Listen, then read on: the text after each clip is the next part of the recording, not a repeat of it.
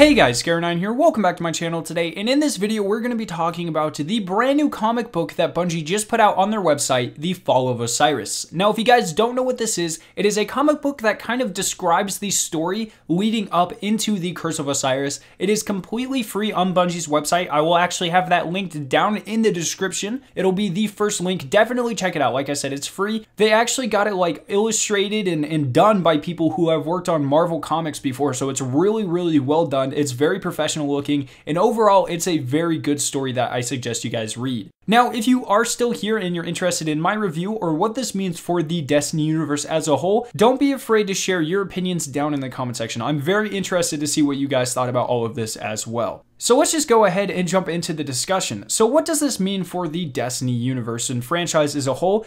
I don't know personally if this means that we could be getting books or further comic books or whatever. They did hint that there is going to be at least one more after this, and it's something that I definitely want Bungie to continue in the future. It is all digital, it's very interesting. I think my one nitpick is that it's not in the actual game. I personally don't see how it would be too difficult for Bungie to actually upload this into Destiny 2, like the physical game, and then we could read it in-game. I think that would be really awesome. That's something people asked for with the Grimoire in Destiny 1, and I don't see how it would be any complication at all to get this into the actual game, so I hope they do that in the future. So the story within the comic is actually very well done itself. It focuses on the events that took place before Twilight Gap with Saint 14, Osiris, and the Speaker, and how it came to be that he was exiled out of the city. So one of the important undertones to kind of point out here is that it shows us how religious this universe really is. I really haven't gotten a feel for that in the game itself, but between these different references, I really now get the feel that being a Guardian isn't just a role or a job to them. It's really more of like a religious activity. So that's kind of interesting, a look into their civilization, if you will.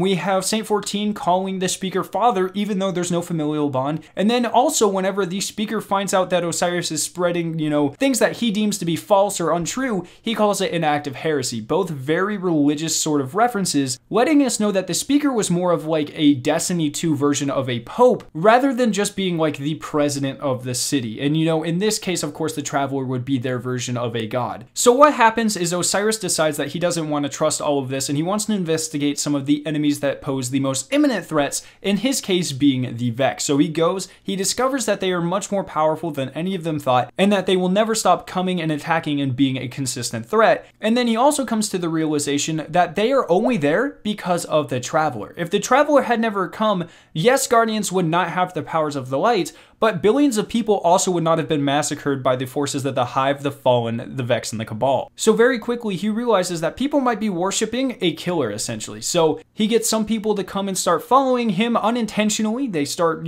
kind of worshipping his works in a way, which is sort of ironic if you think about it. And then he also pissed off a lot of people like Ikora, Rey, and the Speaker that really do like to see the Traveler as more of a god figure. So in the end, a bunch of stuff happens. He has a fight with Saint 14. It's more of a friendly fight, but it's still really cool. And then we see the Speaker finally decide to exile him out of the city. So that's all we got in this book. There's a lot of minor details I didn't actually go over. Like I said, I highly recommend that you read it. It is free. But like I said, it really just is nice to have a little look into some of the lore around this time and how it was to be a Guardian around this time. It's pretty cool. It's also very cool to see the rise of Osiris. I can see why someone would have thrown him out of the tower, especially if this was more of like a religious-based punishment. That definitely can be related to a lot of events that have happened in humanity's past, in like our real life. So I think that it's really cool that they're drawing these parallels. I hope that we get more of these in the future. It did say to be continued at the very last page, so we get at least one more of these. I hope they continue to do it for the rest of the Destiny franchise's lifespan,